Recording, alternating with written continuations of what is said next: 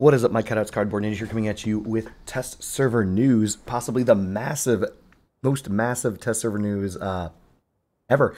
So the Gaijin, Targum, whatever, they're planning on changing damage mechanics. Thank God I put off making a damage mechanics video because they're changing all of it.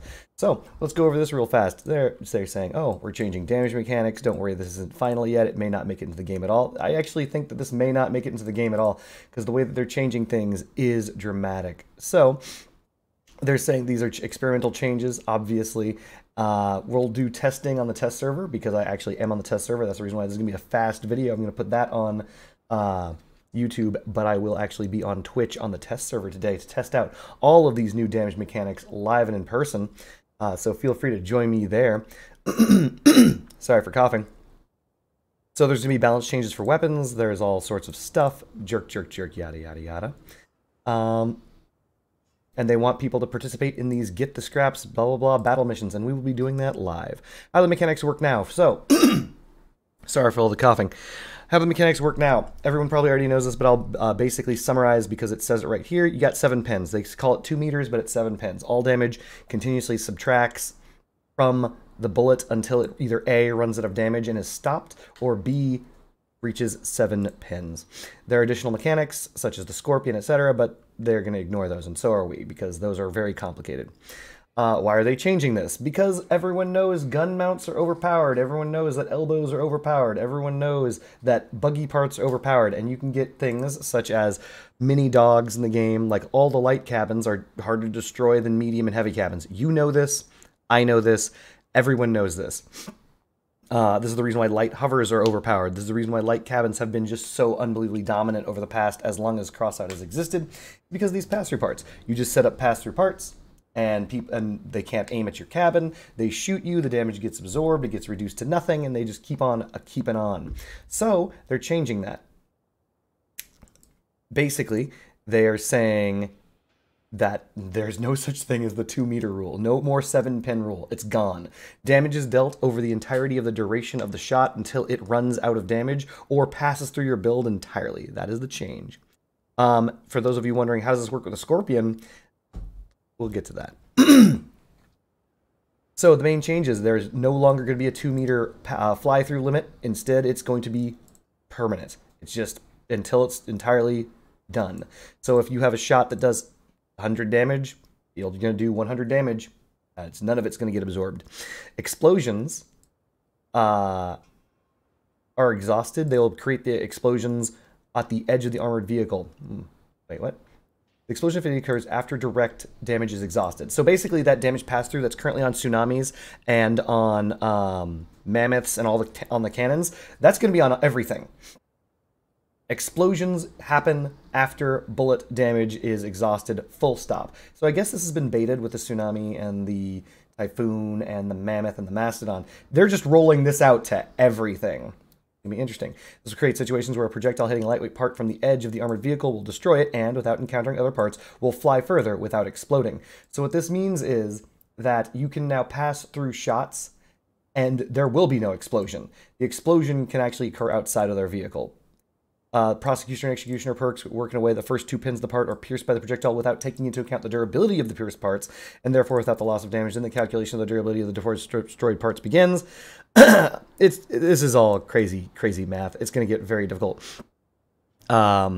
Meaning that if the bullet damage is insufficient to destroy the first 2 parts, the explosion is still going to go through. Okay. And if it is able to destroy those 2 parts, it will do that until it reaches that point and then send the explosion 2 pins further. They reworked the damage calculation of the Scorpion, and we'll be dealing with this in a second. Without the 2-meter limitation, the projectile could potentially deal a huge amount of damage. No shit. That was the point. The change to the Scorpion. Well, actually, I am gonna log in the test server and show you guys what that looks like now, just so you can see how that change, their idea of the change should be implemented. I don't think it's a good idea. Now, after a part is pierced, the damage multiplier is not static as before. What they mean to say is, originally Scorpion passed through 7 parts. Parts, not pins, parts.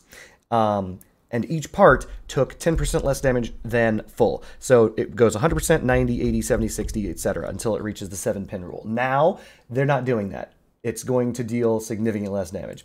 They say it constantly decreases with each pierced part. The size of the multiplier depends on how much damage the Scorpion projectile didn't deal to the previous part. It's going to be very interesting. And now on the test server, this is something that used to happen. They brought it back. Scorpion shots don't pierce the cabin. This is additional information. This is not a change. It's just how things work. The perks related to projectile hits work on first contact. So meaning if you clip them and a projectile has a perk that happens when you hit, that's when it goes off. The perk of the yokai activates on projectile detonation, not on first contact. That's just another thing letting you know that you have to hit the ground, etc. The impulse applied to the last contact, which is... Okay, so how do you work impulse is the question here. Meaning, if your build is being shot by bullets and the bullets are hitting you, when does your build get jerked around? This is actually a nerf to things such as the Reaper.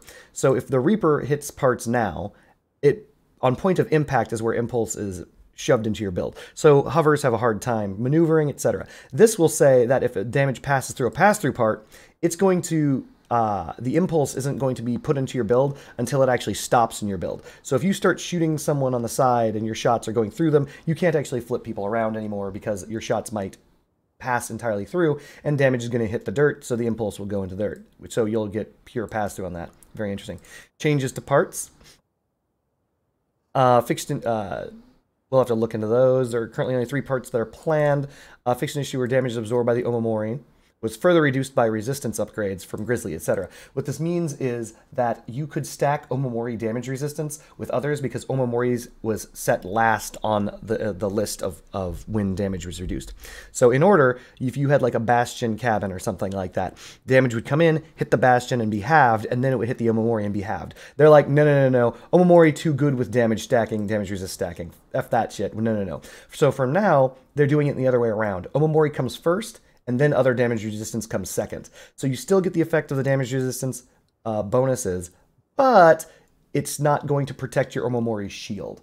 So the Omamori only has 300 durability points of shield. By having a significant sum of other damage resistance perks that were stacking, protecting the damage resistance shield, your Omamori was actually you were protecting that 300 damage shield first. Now this comes first and not second. This is very bad for the Omamori. Fixed an issue where the avalanche projectile didn't lose direct damage when destroying vehicle parts. This explains so much. So the avalanche does, obviously, blast and projectile damage. The projectile damage, apparently, when it destroyed a part, wasn't being reduced, and it just kept going. So that's a huge nerf. So expect to see a dramatic reduction in the avalanche's effectiveness. The perk of the STM26 tackler will now be implemented through resistance rather than damage blocking. This is another huge nerf to the tackler. Not that it matters. Nobody probably knew this, but the tackler's perk was they call it damage blocking, which is basically there's 2 types of damage resistance. I never made a video on this. Good thing, because they're changing everything. But basically, there's the type that lists what it does and it works, and the type that lists what it does and it's on diminishing returns. The tackler's damage resistance was not on diminishing returns, and they're putting it on diminishing returns. That is a huge nerf. So, test server is up. I'm going to be going on the test server, and in fact, what I'm going to do is I'm going to go over to the game server right now. This is the test server. So, presently on live server. So we are on the test server right now. Presently on the live server, one Scorpion can shoot through 7 pins of the heaviest armor in the entire game, which are these APC roof parts.